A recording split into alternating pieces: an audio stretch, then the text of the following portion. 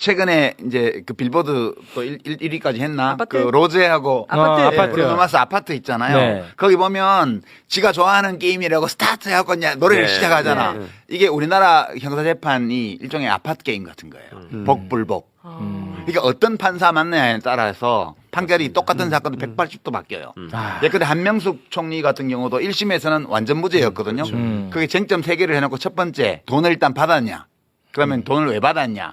뭐 돈을 받고 나서 대가로 뭘 했냐 이 순서로 가야 되는데 돈을 받았다는 증명이 없기 때문에 증명이 없는 사건이어서 두 번째, 세 번째 쟁점은 논하지 않는다. 이게 1심 판결이었어요. 네네네. 2심에서는 전부 유죄로 했고 대법원 가서 전부 유죄가 됐어요. 아. 그때 그 재판에서 보면 돈을 언제 줬는지가 특정 안 됐습니다.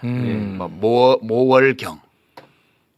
아니 범죄의 육하원칙도 안 지켜지는 공소장을 그냥 판결로 다 받아준 거거든요. 어떻게 그러니까 유죄가 돼요? 근데? 핵심은 네. 형사재판과 관련해서 우리 헌법과 형사소송법이 규정하고 있는 법적 기준이 안 지켜진다는 거예요. 우리나라 법정에서. 문제 추정의 원칙이. 예, 그게 근본적인 문제고 그게 지켜지면 보수적인 판사, 진보적인 판사에 따라서 다소간의 차이는 있을 수 있겠으나 터무니없는 판결이 나오지는 않아요. 네. 근데 이게 아파트 게임이라는 게 어떤 거냐면 지금 보수가 압도적으로 많아요. 판사는 원래 직업이 그래. 4명은 보수, 1명은 진보야. 그러니까 아파트 게임을 한다고 생각해봐요. 그래갖고 17층 이렇게 하면 확률 20%로 무죄, 확률 80%로 유죄예요. 이 아파트 게임이야. 어디 걸리냐에 따라서. 네. 아, 일부러 뭐 누구한테 특정 판사한테 사건을 배당하고 이렇게 안 해도 확률적으로 그렇게 돼 있어요.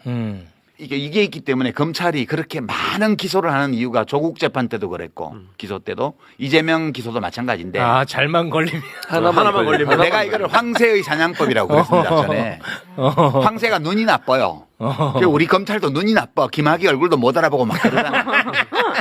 귀도 어두워. 귀도 어두워. 막 날리면인지 바이든인지 잘 구분 못해.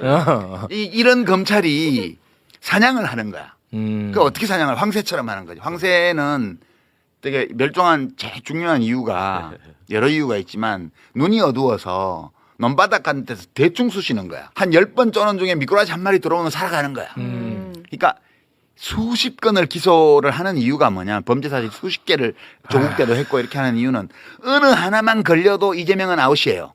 그렇죠. 그러니까 5건을 기소해서 그중에 어느 하나라도 성공하면 이재명을 아웃시킬 수 있는 거예요. 그래서 5건을 기소를 한 거죠. 이게 우리나라 정치 검사들의 수법이고 이것이 성공하는 매번 성공해요. 거의 대부분.